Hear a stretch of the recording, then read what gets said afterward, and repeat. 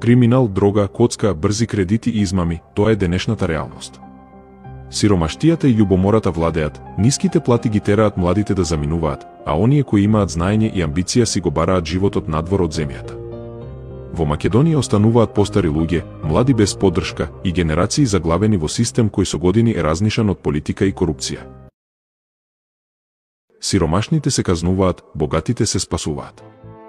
Македонија е земја на контрасти.